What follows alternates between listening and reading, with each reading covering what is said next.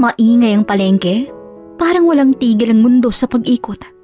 Nagsisigawan ng mga tendero, nagtatawaran ng mga mamimili, at sa bawat sulok, may kanya-kanyang kwento ng pagod at pakikipagsapalaran. Sa gitna ng lahat ng yon, naroon si Raven, isang binatang tila naging bahagi na lang ng ingay, halos hindi napapansin kung hindi tititigan. Payat ang kanyang pangangatawan, maitim sa araw, at halatang hindi na bago sa kanyang hirap. Ang suot niyang t-shirt ay kupas na, at ang tsinelas niya ay manipis na sa kakalakad. Sa balikat niya, pasa ng isang sako ng patatas na halos magpabigat sa bawat hakbang niya. "Hoy, dahan-dahan! Baka mabagsak mo yan!" Sigaw ng tendero mula sa kanyang likuran. "Opo, sandali lang po." Hingal na sagot ni Raven habang pilit inaangat ang sako. Ramdam niyang sakit sa balikat pero hindi siya pwedeng tumigil. Hindi siya pwedeng magkamali. Kailangan niyang trabahong to.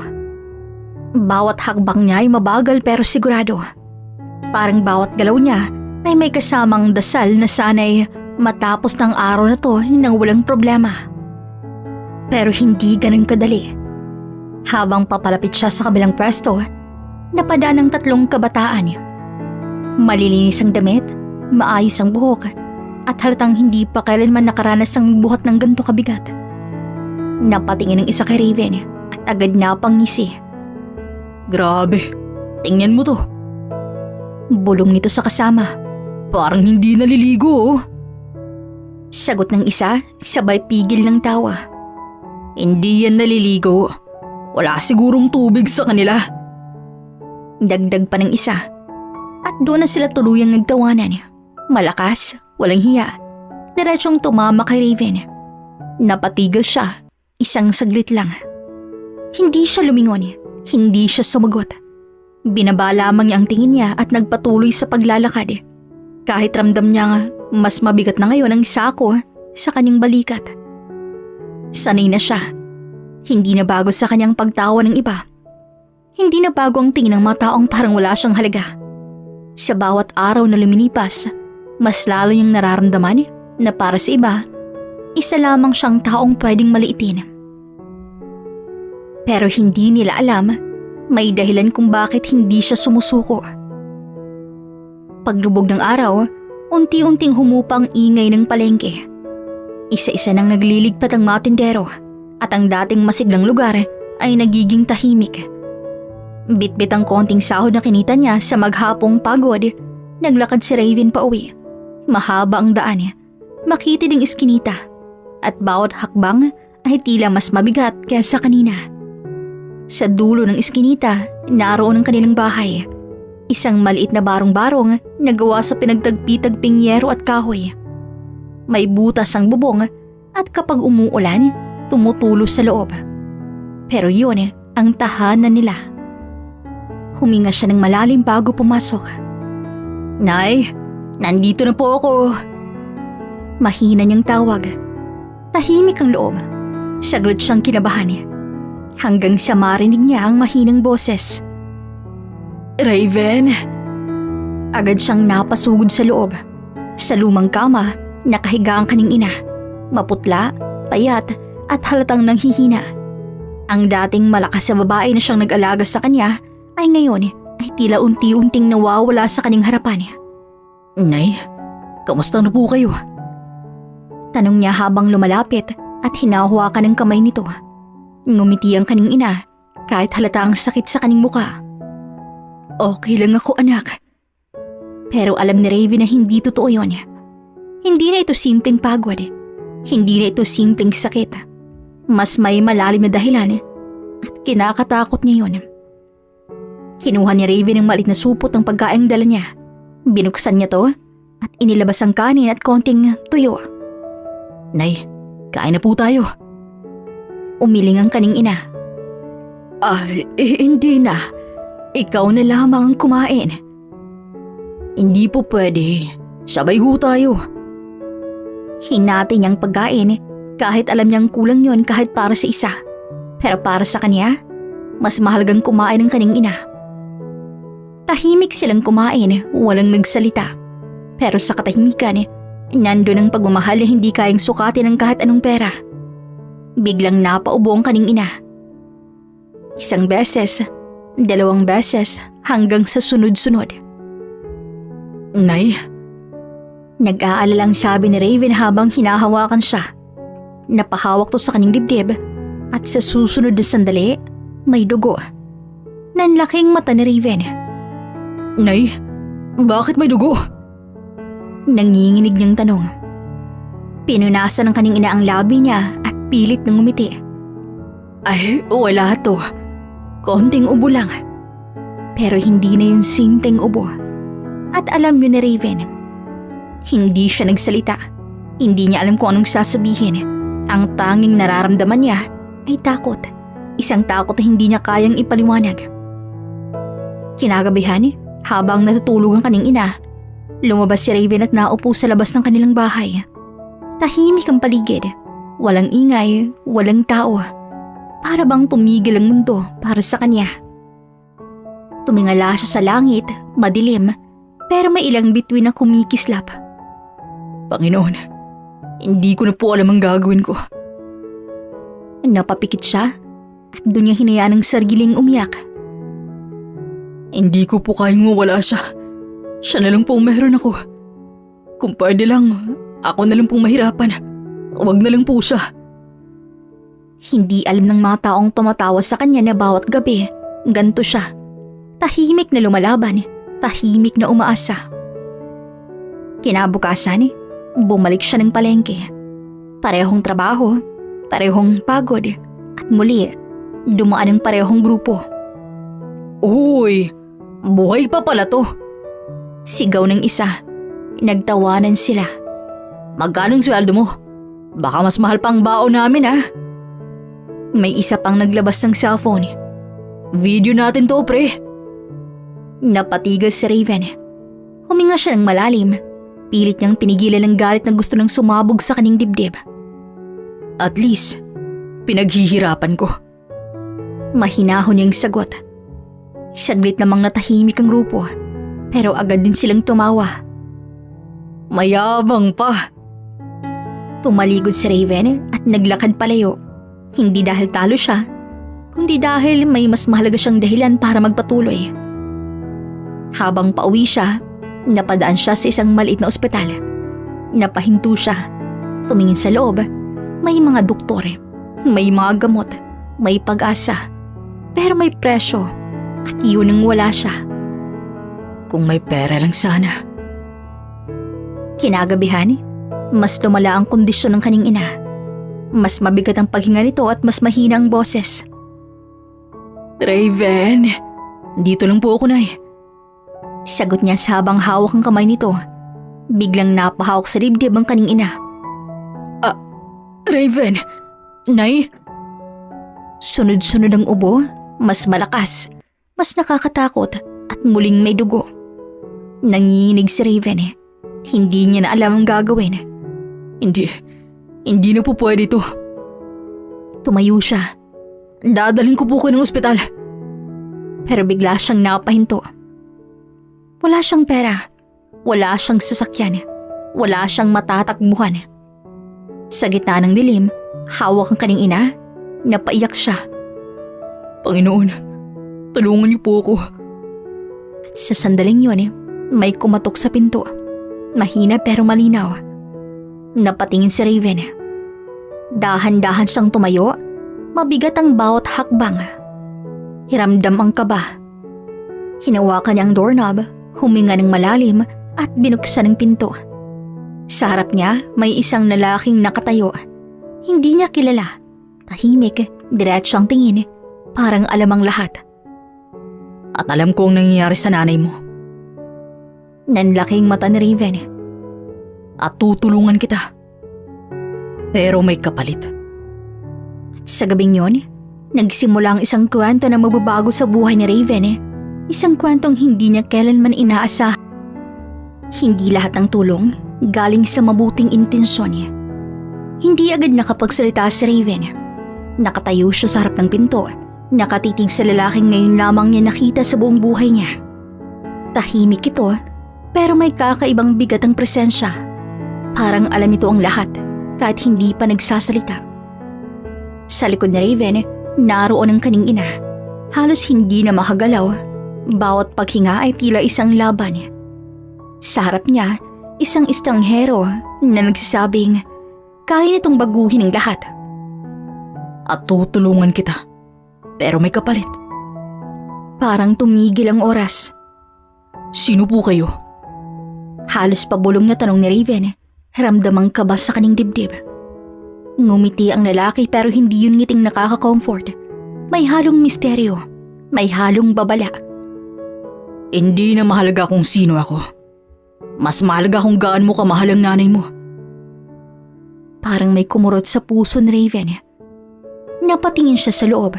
Sa kanyang ina na pilit pa ring lumalaban kahit halata nang nanghihina na to. Kung may paraan lang po, gagawin ko lahat. Sigurado ka?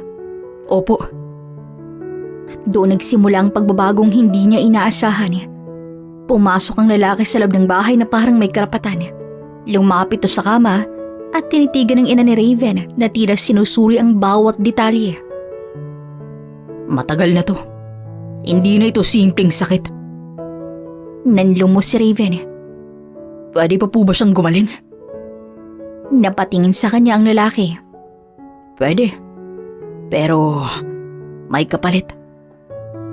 Lumabas sila ng bahay. Tahimik ang paligid. Madilim ang kalangitan. Tanging tunog ng hangin at malalayong sasakyan ang maririnig. Ano pong kailangan kong gawin? Diretso ang tanong ni Raven. Humarap ang lalaki sa kanya. May trabaho ako para sa'yo. Trabaho? Isang trabaho na kayang bayaran ang lahat ng kailangan ng nanay mo. Parang biglang pumilis ang tibok ng puso niya. Magkano po? Hindi mo na kailangang isipin ang pera. Pero ano pong kapalit? Saglit na katahimikan. At kapag sinabi kong gawin mo, wala kang tatanggihan. Parang may bumigat sa hangin. Paano kung mali yun? Tumingin ang lalaki sa kanya ng diretso. Sa mundong papasukin mo, hindi na mahalaga ang tama o mali. Ang mahalaga ay kung kaya mong panindigan ang desisyon mo. Napapikit si Raven. Sa isip niya, iisa lamang ang malinaw. Ang kanyang ina, ang dugo, ang kahinaan, ang takot na mawala ito. At doon niya naisip kung ito lamang ang paraan. Opo, tatanggapin ko po. Hindi na nag-asaya ng oras ang lalaki. Sumama ka sa akin. Saglit namang bumalik si Raven sa loob ng bahay, lumapit siya sa kanyang ina. Nay? Bahagyang dumilat ang ginang. Raven. Hinawakan niya ang kamay nito. May tutulong po sa atin. Magiging okay din po ang lahat. Ngumiti ang kanyang ina kahit halata ang hirap. Mag-ingat ka. Napalunok si Raven. Babalik po ako. Pangako. Sumakay sila sa isang itim na sasakyan. Habang umaandar ito, unti-unting nagbabago ang paligid. Mula sa makikiti na eskinita hanggang sa malalawak na kalsada. Hanggang sa isang lugar na hindi pa nararating ni Raven. Tahimik siya buong biyahe. Maraming tanong, pero walang lakas ng loob na itanong. Saan po tayo pupunta? Sa lugar kung saan magsisimula ang bagong buhay mo. Hindi yun nakaka-comfort. Sa halip, mas lalo siyang kinabahan. Huminto ang sasakyan sa harap ng isang malaking gusali. Madilim, tahimik, parang abandonado. Pero ramdam mong may nagmamasid. Baba ka. Dahan-dahang bumaba si Raven. Pagpasok niya sa loob, malamig ang hangin. Malinis ang sahig. Walang kalat, walang tao.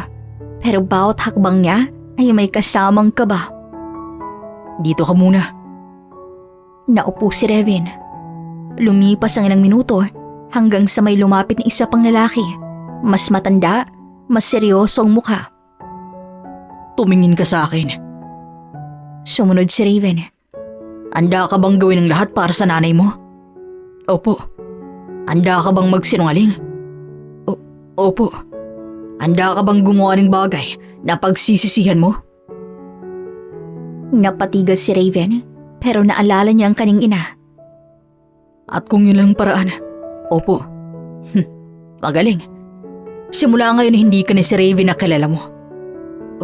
Ano pong ibig niyong sabihin? May bagong buhay ka na, may bagong pangalan, at may bagong mundong papasukin. Anong klaseng mundo po yun? Isang mundong hindi mo na pwedeng iwanan. Habang nangyayari ang lahat, sa kabilang banda, sa maliit na bahay, nakahigang ina ni Raven, tahimik, mahinang paghinga, hanggang sa may pumasok na isang babae. Hindi siya pamilyar. Lumapit to sa kama, tinitigan ng ina ni Raven. Pasensya ka na, pero kailangan ka namin. Samantala, Ang unang trabaho mo ay simple lang. Pupunta ka sa isang lugar at kukunin mo ang isang bagay. Ano pong bagay? Isang bagay na hindi dapat makita ng iba. napalunok si Raven. Paano kung mahuli ako? Hindi ka pwedeng mahuli. At kung mahuli ako, hindi ka na makakabalik sa nanay mo. Doon tuluyang bumagsak ang bigat ng desisyon niya. Hindi na ito basta trabaho. Hindi na ito simpleng tulong. Isa itong kasunduan, isang kontratang walang atrasan. Habang lumalalim ang gabi, habang papalayo siya sa dati niyang buhay, unti-unting nawawala si Raven. At may bagong siya na ipinapanganak. Isang bersyon ng sarili niya na handang gawin ng lahat. Para sa taong mahal niya. Kahit mali, kahit mapanganib, kahit hindi na siya makabalik. Sa kabilang banda ang kaning ina, biglang iminulat ang kaning mga mata. Pero may kakaiba. Hindi na iyon ang parehong tingin. At sa wakas, malapit na siyang bumalik. At sa gabing yon, hindi alam ni Raven na ang pagliligtas niya sa kaning ina ang magdadala sa kanya sa isang katotohanan na hindi niya kayang tanggapin. Hindi lahat ng katotohanan handa mong tanggapin. Hindi na nakatulog si Raven. Tahimik ang silid kung saan siya pinahiga, pero sa loob ng isip niya, napakaraming ingay. Mga tanong, mga alaala, mga pangamba. Parang hindi siya mapakali sa kung anong mangyayari sa kanya, at lalo na sa kaning ina. Minsan iniisip niya kung tama ba ang ginawa niyang desisyon niya. Pero sa tuwing naiisip niyang mukha ng kaning ina, maputla, inanghihina, at halos hindi na makahinga, bumabalik ang sagot. Wala siyang choice. Kailangan niyang gawin to. Kinabukasan, ginising siya ng isang malakas na katok. Bangon! Malamig na boses ng lalaki mula sa labas. Dahan-dahang bumangon si Raven. Mabigat ang katawan niya, pero mas mabigat ang pakiramdam sa kanyang dibdib. Pagbukas niya ng pinto, naroon ang lalaking unang kumausap sa kanya. Handa ka na ba? Para saan po? Para sa bagong buhay mo. Dinala siya sa isang malawak na silid. Malinis, tahimik, pero puno ng kagamitan. Mga monitor, mga mesa, at kung ano-anong bagay na hindi niya maintindihan. Sa gitna ng silid, naroon ang matandang lalaking kinausap siya kagabi. Tama ang desisyon mo. Sabi nito nang makita siya. Hindi alam ni Raven kung ano ang isasagot. Simulan na natin. Una, kailangan mong maintindihan kung saan ka napunta. Ang lugar na to ay hindi basta organisasyon. Ito ay isang grupo na matagal nang umiiral. Grupo? Anong grupo ho? Ngumiti ang matanda. Isang grupong kumukontrol sa mga bagay na hindi nakikita ng ordinaryong tao. Hindi agad naintindihan ni Raven. Ano pong ibig sabihin? Lumapit ang lalaki sa isang monitor, may pinindot, at sa screen, lumabas ang iba't ibang larawan. May tao, mga lugar, mga pangyayari, mga aksidente, may pagkawala. Lahat ng yan may kinalaman sa amin. Nanlaki ang mata ni Raven. Hindi po. Imposible. Totoo. At simula ngayon, parte ka na nito. Napatras si Raven. Hindi po ako kriminal. Hindi natawa ang lalaki. Hindi mo kailangang maging kriminal para gawin ang kailangan mong gawin. Pero kung gusto mo mabuhay ang nanay mo, wala kang choice. Tahimik, mabigat. Parang may kumadenas sa kanya. Ngayon, oras na para sa unang trabaho mo. Lumapit ito at iniabot sa kanyang isang maliit na envelope. Kunin mo to. Dahan-dahang tinanggap ni Raven. Ano pong laman ito? Instructions. Para saan po? Para sa bagay na kukunin mo. Pagbukas niya ng envelope, may isang papel, isang address, isang oras, at isang salitang kunin. Napalunok siya. Ganun lang po. Ganun lang. Paano kung may tao? Walang dapat makakita sa'yo. At kung may makakita ho, alam mo na ang sagot. Hindi siya makapaniwala. Ito na ba talaga ang buhay na papasukin niya? Ito na ba ang kapalit ng kaligtasan ng kanyang ina? Habang nag-iisip siya, sa kabilang banda, sa kanilang maliit na bahay, naroon ang babaeng pumasok kagabi. Nakatayo ito sa tabi ng kama. Tinititigan ng ina ni Raven. Nang biglang, dahan-dahang bumukas ang mga mata nito. Pero hindi yun ang dating tingin. Mas malamig, mas matalim. At sa wakas, malapit na. Balik kay Raven. Binigyan siya ng simpleng damit. Oh, isuot mo to para hindi ka mapansin. Nagpalit siya. Pagtingin niya sa salamin, hindi niya makilala ang sarili niya. Parang ibang tao na. Sumakay siya ng sasakyan, mag-isa, walang kasama, walang backup. Habang papunta siya sa address na nasa papel, ramdam niya ang kaba. Hindi niya alam kung anong kukunin niya. Hindi niya alam kung anong mangyayari. Pero alam niya, wala nang atrasan. Pagdating niya sa lugar, isang lumang gusali, tahimik, walang tao sa labas. Huminga siya ng malalim. At para sa nanay ko. Bulong niya. Pumasok siya, madilim ang loob, maingat ang bawat hakbang niya. Tahimik hanggang sa makarating siya sa isang silid. Ayon sa instructions, nandoon ang kailangan niyang kunin. Dahan-dahan niyang binuksan ang pinto at doon niya nakitang isang maliit na kahon nasa gitna ng mesa. Lumapit siya, kinuha yun, pero biglang may ilaw. Hoy! Sino ka? Nanlaking mata ni Raven. May tao. Tumakbo siya, bitbit ang kahon. Hoy, tumigil ka! Sigaw ng lalaki. Mas bumilis ang tibok ng puso niya. Hindi siya pwedeng mahuli. Hindi siya pwedeng pumalya para sa kanyang ina. Habang tumatakbo, biglang may humarang sa kanya na isa pang lalaki. Wala siyang choice. Tinulak niya ito. Natumba. Nagpatuloy siya sa pagtakbo.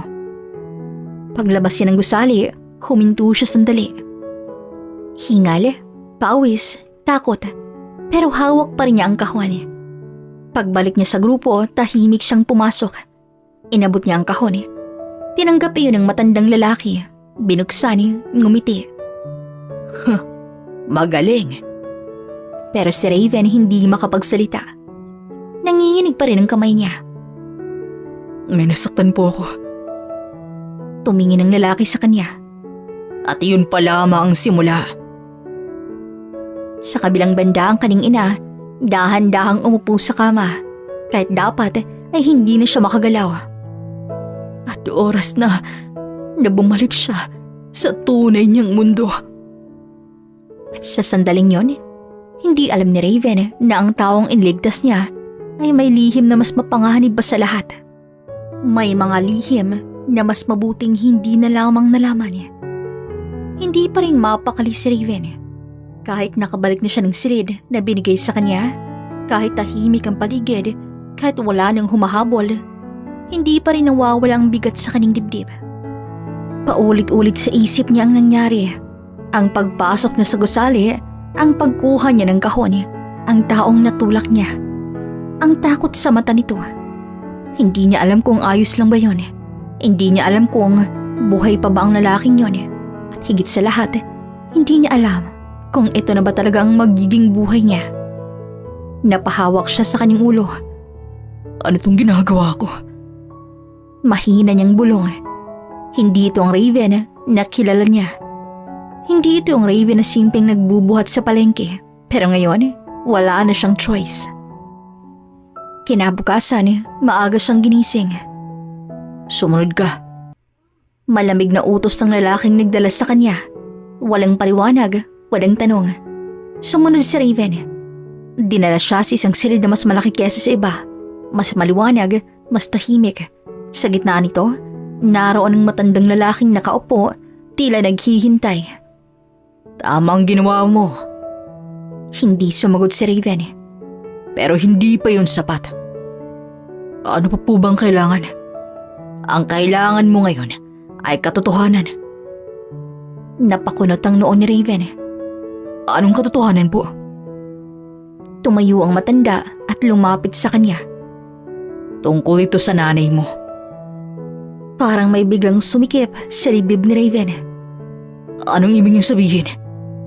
Hindi agad sumagot ang lalaki. Sa halip, lumapit ito sa malaking screen sa dingding. May pinindot at biglang nagbukas ang ilaw ng monitor. Matagal ka na naming minamanmanan, Raven. Hindi lang ikaw kundi ang nanay mo. Hindi po. Imposible ho yun.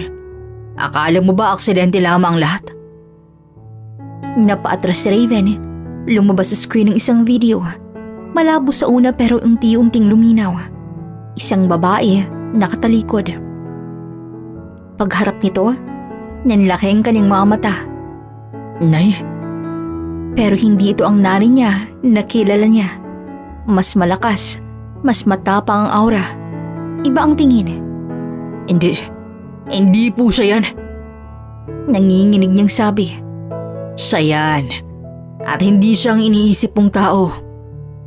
Hindi po. Hindi totoo yan. Lahat ng alam mo hindi buo.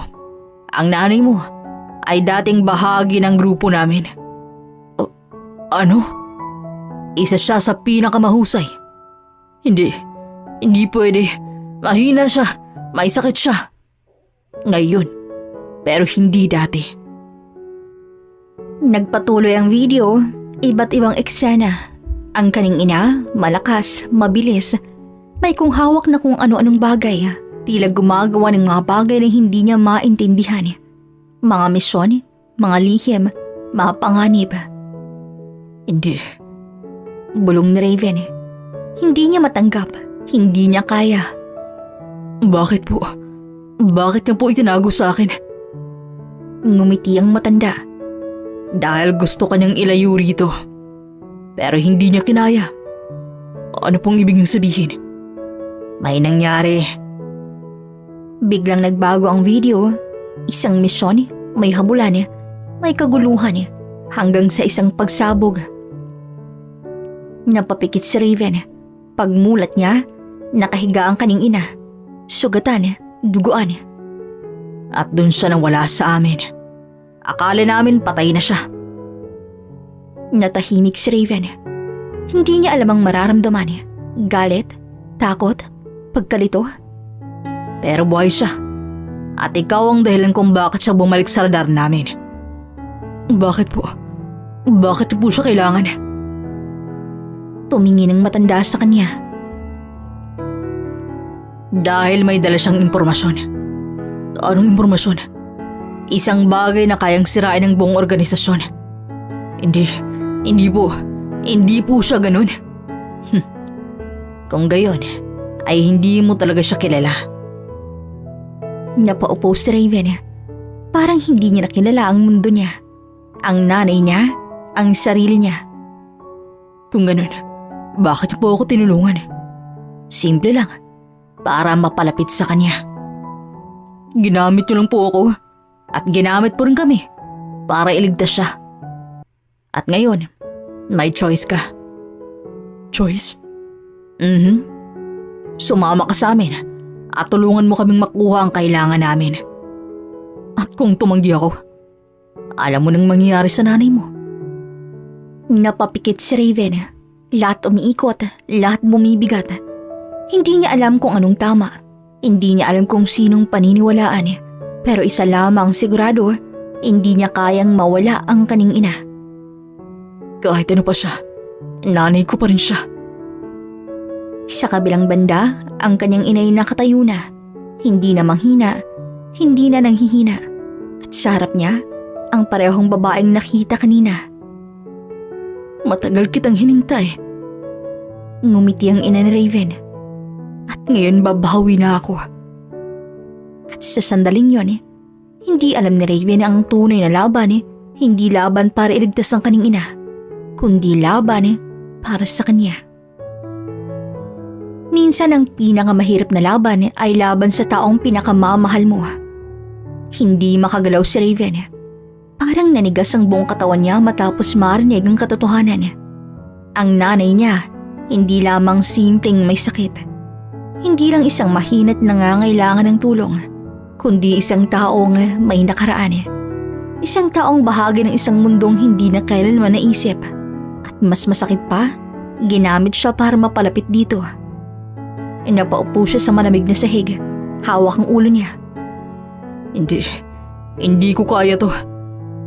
Mahina niyang bulong. Hindi niya alam kung sinong paniniwalaan.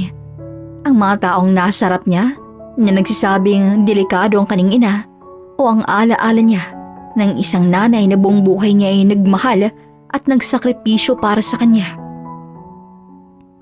Tapos ka na bang mag-isip? Malamig na tanong ng matandang lalaki. Hindi sumagot si Raven. Dahil wala kang oras masyado. Ano pong ibig niyong sabihin? Tumayo ang matanda at dahan-dahang lumapit sa kanya. Gumagalaw na ang nanay mo. Hindi na siya yung mahina't nakahiga sa kama. At kapag tuluyan siyang nakabawi, hindi mo na siya makokontrol. Hindi po siya ganun. Hindi mo siya kilala. Kilalang kilala ko siya. Sigaw ni Raven na halos hindi niya napigilan ang kaning sarili. Sandaling natahimik ang silid, ngunit hindi nagbagong ekspresyon ng matanda. Kung ganun, bakit itinago ang lahat sa'yo? Raven, naiintindihan ko ang nararamdaman mo. Pero hindi ito kwento ng pagmamahal. Ito'y kwento ng desisyon. At sa bawat desisyon, may kapalit. Napapikit si Raven. Naalala niyang masandaling kasama ang kaning ina. Ang paghahati nila ng pagkain, ang pagngiti nito kahit nahihirapan, ang paghawak nito sa kamay niya tuwing gabi. Hindi na ako kayang saktan. Hindi siya ang kinatatakutan namin, kundi ang alam niya. May dala siyang impormasyon, isang bagay na kayang sirain ng lahat. At kung maling taong makakakuha nun, hindi na nito tinapos ang pangungusap. Pero malino na kay Raven ang ibig sabihin. Anong gusto niyong mangyari? Hanapin mo siya. Ako po. Oo. At kapag nakita mo siya, kailangan mong magdesisyon. Anong desisyon? Kung ililigtas mo siya o pipigilan mo siya? Parang nabingi si Raven.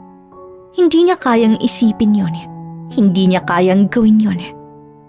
Hindi ko po kaya, pero kailangan. Sa kabilang banda, sa isang madilim na lugar, nakatayo ang ina ni Raven. Hindi na siya ang dating mahina. Ang tindig niya'y matatag, ang tingin niya'y matalim, at ang presensya niya nakakatakot. Handa ka na ba? Tanong ng babaeng nasa kaning harapan. Ngumiti ang ina ni Raven. Matagal ko nang hinintay ito. Samantala, si Raven hindi siya makatulog. Hindi siya mapakali. Paulit-ulit sa isip niya ang mga sinabi ng matanda. Parang pinipilit siyang pumili sa pagitan ng puso at ng katotohanan. Kinabukasan binigyan siya ng bagong assignment. Simulan mo rito. Sabi ng lalaki habang inaabot ang isang papel, isang address, isang lugar na pamilyar sa kanya. Napakunot ang kaning noo. Dito po? Oo. Diyan huling nakita ang nanay mo. At tandaan mo, hindi ka pwedeng magkamali. Mag-isa siyang pumunta. Tahimik ang biyahe, mas mabigat kaysa dati. Pagdating niya sa lugar, napatigil siya pero pareho pa rin. Pero may kakaiba. Parang may bakas ng kaguluhan. Dahan-dahan siyang pumasok. At habang naglalakad siya sa loob, may narinig siyang ingay. Mahinang yapak. Biglang bumilis ang tibok ng puso niya. Nay, Tahimik hanggang sa may gumalaw sa kanyang likod. Mabilis siyang lumingon. At doon, nakita niya siya. Ang kanyang ina, nakatayo, malakas, buhay. Raven. Nanlaki ang mata niya. Nay, kayo po ba yan? Ang tagal kitang hinintay. Gusto niyang tumakbo. Gusto niyang yakapin to. Pero may pumigil sa kanya. Ang mga salitang narinig niya, ang mga nakita niya, ang katotohanan. Bakit po? Bakit niyo po tinago lahat sa akin? Para protektahan ka. Pero nagsinungaling ho kayo. Oo. Para iligtas ka. Hindi ko na alam kung anong totoo. Ang totoo, mahal kita.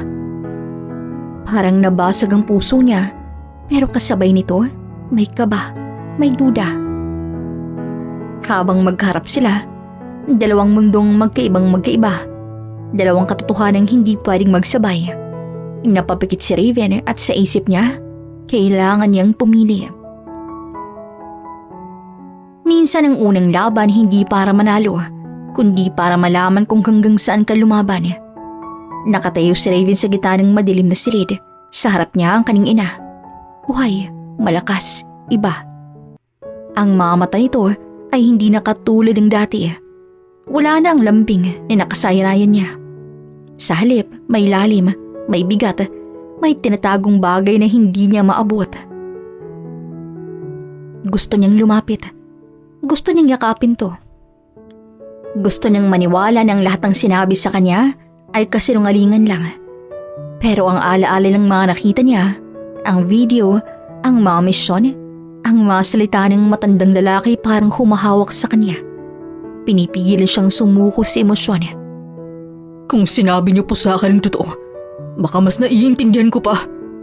At kung sinabi ko, handa ka bang tanggapin? Napatigil si Raven. Wala siyang sagot. Nang biglang may kumalabog sa labas, isang pinto ang bumukas ng malakas. Napalingon siya.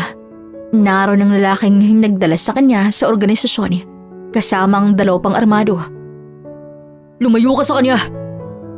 Agad nagbago ang aura ng kanyang ina. Naging malamig, naging matalim. Akala ko ba, ikaw ang magdedesisyon?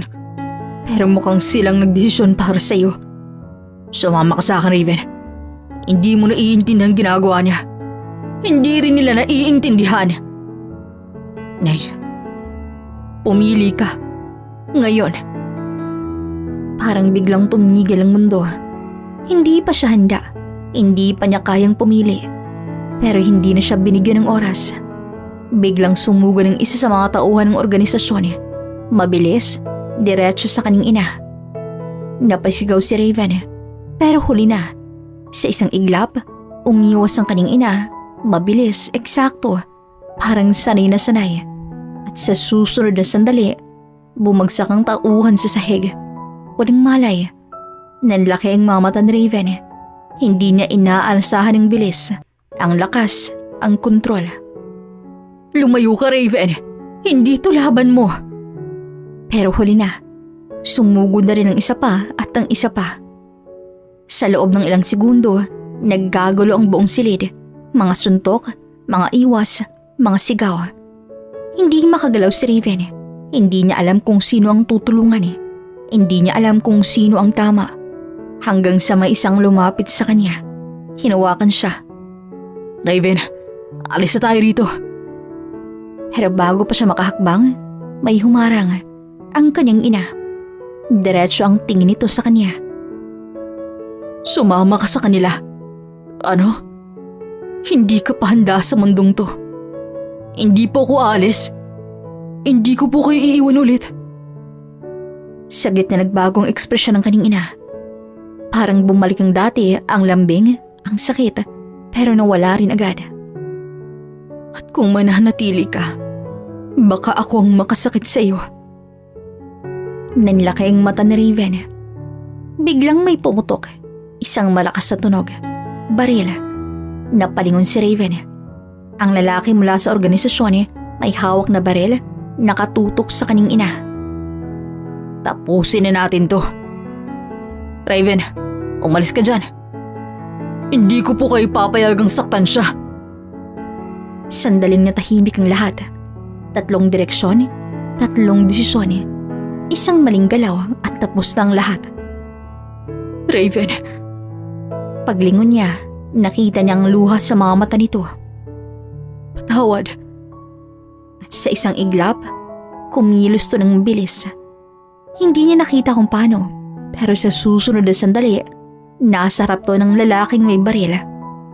Bumagsak to. Hindi makapaniwala si Raven. Nay, anong ginawa ninyo? Hindi sumagot ang kanyang ina. Tumingin lamang to sa kanya. Hindi ko na kayang maging mahina ulit. At hindi kita kayang ilagay sa panganib.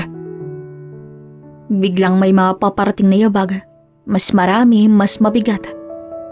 Raven, kailangan na nating umalis. Napatingin siya sa kanyang ina, sa mga paparating na tao, sa sarili niya. At doon niya na-realize, ito ng sandali. Lumapit ang kanyang ina, hinawakan ang kanyang muka. Mahal kita. At sa isang iglap, tinulak siya palayo. Umalis ka na. Hinila siyang ng lalaki palabas. At habang lumalayo, nakita niyang kanyang inang napapalibutan ng mga tauhan. Mag-isa, lumalaban. Bitawan niyo ako. Sigaw ni Raven pero huli na. Nasa labas na siya at unti-unting nagsara ang pinto. Tahimik, mabigat, masakit. Habang hawak ni Raven ang sarili niyang dibdib, habang bumabalik sa isip niyang lahat, doon niya naramdaman na hindi na siya pwedeng manatiling neutral. Minsan, hindi ang kalaban ang pinakadelikado, kundi ang taong akala mong kakampi mo. Hindi pa rin makapaniwala si Raven. Habang mabilis na umaandar ang sasakyan pareho sa gusaling iniwan nila, nakatitig lamang siya sa bintana. Parang paulit-ulit na bumabalik sa isip niya ang huling sandali. At pagkatapos noon, naiwan tong mag-isa. Napapalibutan ng mga taong gustong hulihin siya. Huminto ka. Kailangan kong bumalik. Sigaw ni Raven si driver. Hindi pwede. Tapos na ang laban doon. Hindi pa. Nandun pang nanay ko. Walang emosyon ng mukha ng lalaki habang nakatitig sa harap. Hindi mo siya kayang iligtas. At ikaw, kaya mo ba? Natahimik ang lalaki at doon mas lalo siyang nagalit. Pagdating nila sa base, halos hindi niya na kayang kontrolin ang sarili niya. Bumaba siya agad at diretso siyang naglakad papasok. Nasaan siya? Sigaw niya habang hinahanap ang matandang lalaki.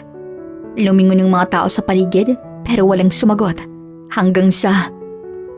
Dito! Napalingon si Raven. Naroon ang matandang lalaki. Nakatayo sa dulo ng hallway, kalmado ang muka, parang walang nangyaring gulo. Lumapit si Raven galit na galit. Nasaan ang nanay ko? Kalma. Hindi makakatulong ang sobrang emosyon. Sabihin niyo sa akin kung nasan siya. Nakapture siya. Ano? Inuli siya. At ngayon nasa lugar na hindi mo basta-basta mapupuntahan. Hindi pwede yun. Pinili niya yun. Hindi niya pinili yun. Kayo ang dahilan kung bakit siya naandun. Sandaling nagbago ang ekspresyon ng matanda. Kung hindi siya nagtago ng impormasyon, hindi kami mapipilitang gawin to. Anong impormasyon bang sinasabi ninyo? Isang listahan. Mga pangalan. Ang mga taong kayang pabagsakin ng buong organisasyon. At ang nanay mo, ang may hawak niyon. Nasaan siya ngayon? At bakit ko naman sasabihin sa'yo? Dahil tutulungan ko kayo. Napatigil ang matanda. Uulitin ko.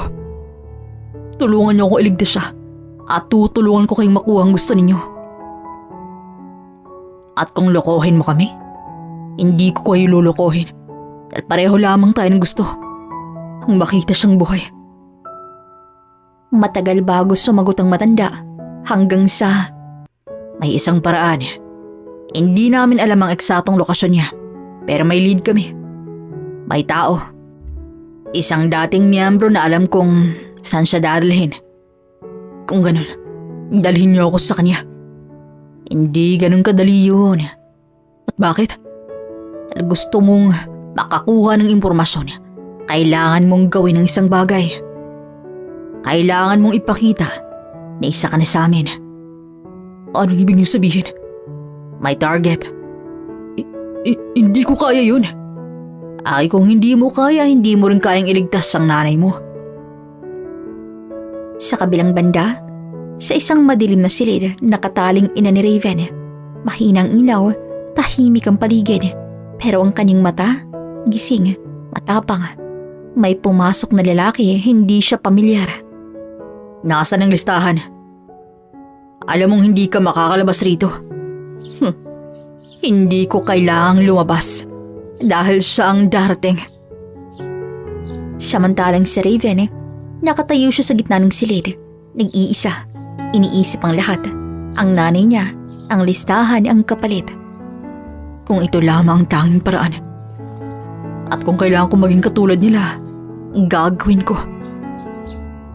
Habang hawak ni Raven ang bagong misyon, habang papalapit siya sa desisyong magbabago sa kanya habang buhay, unti-unti niyang tinatanggap na para iligtas ang taong mahal niya, kailangan niyang mawala ang sarili niya.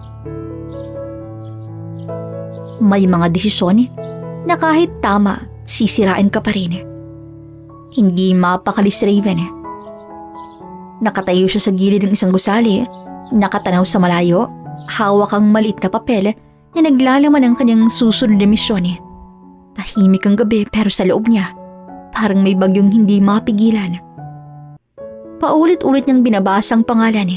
Isang tao, isang target, isang buhay at iyon ang kapalit. Para malaman niya kung saan ang kanyang ina, para mailigtas niya ito.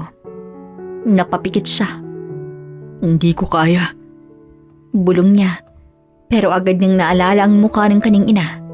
Ang pagkakahiga nito sa kama, ang dugo, ang mga huling salitang binitawan nito bago siya itulak pareho. At doon niya naramdaman, wala siyang choice. Handa ka na ba? Napalingon si Raven. Naroon ang lalaking kasama niya sa organisasyon. Nakatayo sa kanyang likod. Hindi pa, pero kailangan na. Binigyan siya ng isang maliit na bag. Sa loob, isang simpleng gamit, isang bagay na kayang magtapos ng buhay. Nanlumos si Raven. Hindi niya akalaing darating siya sa puntong yun. Mula sa pagbubuhat sa palengke, hanggang sa pagiging isang taong kailangang gumawa ng ganito.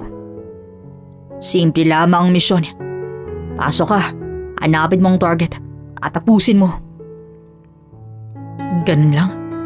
Ganun lang. Bakit ako? Dahil kailangan mong patunayan ang sarili mo. At kung hindi mo gagawin, alam mo nang mangyayari sa nanay mo. At doon, tuluyan siyang natahimik. Lumakad siya papunta sa gusali kung saan naroon ang target. Tahimik ang paligid, walang tao. Parang naghihintay ang mundo sa susunod yung gagawin. Pagpasok niya, mabagal ang bawat hakbang. Bawat tunog ay parang mas malakas kesa sa dati. Bawat galaw ay parang may bigat. Kalma, para sa nanay ko. Narating niya ang silid. Ayon sa impormasyon, nandoon ang target. Dahan-dahan niyang binuksan minto. At doon, nakita niya ito. Isang lalaki, nakatayo sa harap ng mesa. Hindi armado, hindi alerto. Parang walang alam na paparating. Nanginginig ang kamay ni Raven. Hindi siya makagalaw. Hindi niya kayang gawin. Hindi ko kaya. Biglang nagsalita ang lalaki. Inihintay na kita. Anong? Dahan-dahan siyang humarap sa lalaki. Diretso ang tingin, walang takot. Alam kong darating ka. Hindi kita kilala. Pero kilala kita. At kilala ko ang nanay mo. Hindi ba nila sinabi sa'yo? Anong sinasabi mo? Na ang mission mo ay hindi para patunayan ang sarili mo.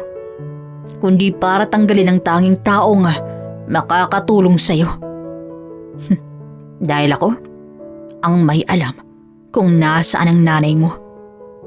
Kung ganun, bakit kita kailangang patayin?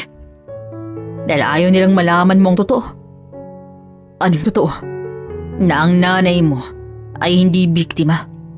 Isa siya sa mga nagpasimula ng lahat.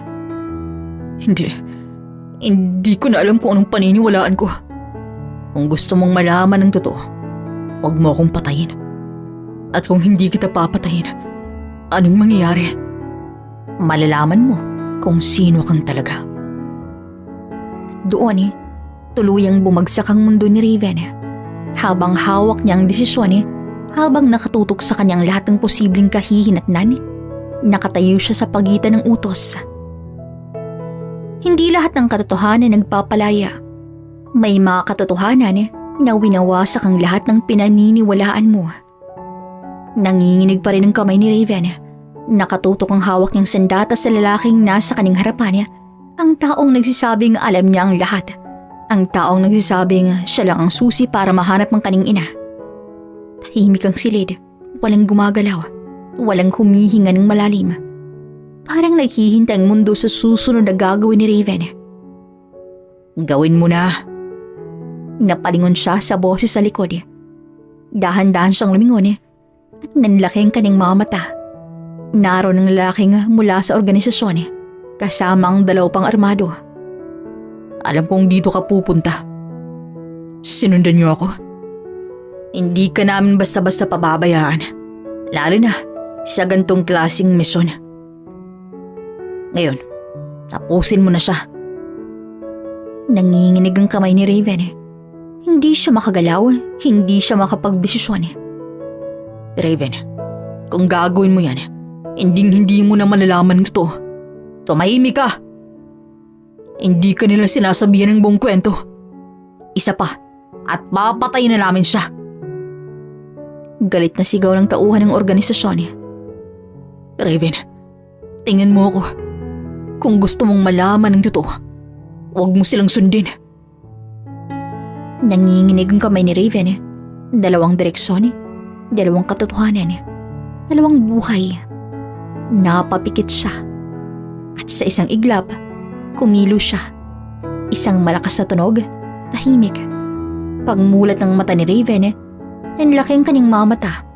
Hindi ang target ang bumagsak, kundi ang isa sa mga tauhan ng organisasyon. Naguluhan ng lahat. Anong ginawa mo? Huminga ng malalim si Raven at binaba ang sandata. Hindi ko na kayo kayang sundin. Sa wakas, lumalabas ka na rin sa ilusyon. Biglang kumilos ang target. Mabilis, eksakto. Bago makareact ang iba, napatumba na nito ang isa pang tauhan. Nagkagulo ang silid. Hinila ng target si Raven. Sumama ka sa akin kung gusto mong mabuhay. Wala nang tanong, wala nang pagdadalong isip. Sumunod si Raven. Tumakbo sila palabas. Habang may mga yabag na humahabol sa kanila. Nagsisigaw pang lalaki mula sa likod pero hindi na siya lumingon. Paglabas nila ng gusali, huminto sila sandali. Ngayon, handa ka na bang malaman ng totoo? Simula pa lang, nagsisinungaling na sila sa'yo. Hindi ka nila pinili dahil mahina ka, kundi dahil ikaw ang susi. Susi sa ano? Sa bagay na hinahanap nila sa nanay mo. Hindi lang siyang may dala ng impormasyon, kundi ikaw rin. Totoong sinasabi ko, dahil nanay mo ang naglagay niyan sa'yo. Ano? Hindi ka aksidente sa kwentong to, Raven. Isa ka sa plano. Habang nakatayo si Raven sa gitna ng katotohanan niya, habang naunti-unting nabubuong larawan, na-realize niya, hindi siya biktima. Hindi siya aksidente. Isa siyang bahagi. Hindi lahat ng laban may panalo. Minsan ang panalo ay kung sino handang magsakripisyo. Tahimik ang paligid pero sa loob ni Raven ang gulo. Parang hindi niya matanggap ang lahat ng narinig niya. Hindi siya aksidente, hindi siya biktima. Isa siyang bahagi ng plano ng kanyang ina. Hindi ito totoo. Bulong niya habang nakatitig si lalaking nasa kanyang harapan, ang taong nagbukas ng katotohanan. Kung hindi mo matatanggap, hindi ka makakagalaw. Bakit niya gagawin yun? Bakit niya ako gagamitin? Hindi ka niya ginamit. Inihanda ka niya. Para saan? Para tapusin ang kanyang sinimulan. Hindi mahalaga kung gusto mo o hindi. Nagsimula na to bago ka pa man ipinanganak. Sa kabilang banda, sa isang lihim na pasilidad, nakataling ina ni Raven. Pero hindi na siya mukhang biktima. Tahimik siyang nakaupo, parang naghihintay.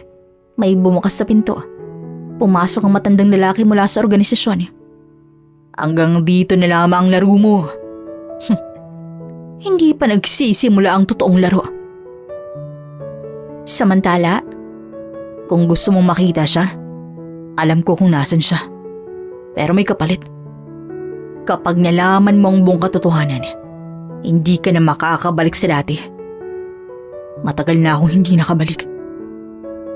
hindi nagtagal, nakarating sila sa pasilidad. Malaki, tahimik, pero ramdamang panganib. Dito siya. Huminga ng malalim si Raven. At dito matatapos ang lahat. Pumasok sila, tahimik ang bawat hakbang, bawat galaw may kaba, hanggang sa makarating sila sa isang malaking silid. At doon nakita niya siya. Nay, Raven. Parang bumalik ang lahat. Gusto niya itong yakapin, gusto niyang umiyak pero hindi siya gumalaw. Bakit, Nay? Bakit ako ginawang ganito? Dahil ikaw lang ang kaya. Hindi ko kaya. Pero ginawa mo. Hindi mo ba napansin? Lahat ng desisyon mo, papunta rito. Simula pa lamang ginabayan na kita. Ang sakit ko, ang paghihirap natin, lahat yun ang parte ng plano. Ginawa ko yun para maprotektahan ka. Hindi yun proteksyon, Nay. Kung hindi ko ginawa yun, matagal ka na sanang patay. Anong ibig nang sabihin? Ang organisasyon, hinahanap ang taong kayang sirain sila. At ako yun? Hindi. Tayong dalawa. Biglang bumukas ang mga ilaw. May mga pumasok. Ang matandang lalaki kasama ang kanyang mga tauhan. Salamat sa pagbabalik mo. Ginamit niyo ako. Hindi. Inayaan ka lang naming makarating dito. At ngayon oras sa para kunin ang kailangan namin. Ano yun? Ang nasa loob mo. Hindi. Lumapit ang kaning ina. Makinig ka sa akin. Kapag kinuha nila yan, matatapos ang lahat. Anong gagawin ko? Magdesisyon ka. Sa sandaling yon, 3 direksyon ang nasa kaning harapan. Ililigtas lang kaning ina, pero mawawala ang katotohanan. Susundin niya ang organisasyon, pero mawawala ang sarili niya. O, sisirain niyang lahat. Napapikit si Raven, at sa wakas kumilos siya. Hanggang sa isang malakas na tunog, nagkagulo ang silid. May mga sigaw, may mga takbuhan, mga laban. At sa gitna nito, nakatayo si Raven. Handang isakripisyo ang lahat. Makaraan ilang sandali, walang maninaw kung sinong nanalo. Pero isa lamang sigurado, wala nang babalik sa dati. Sa isang sulok, may gumagalaw at isang boses ang maririnig. Hindi pa ito ang katapusan.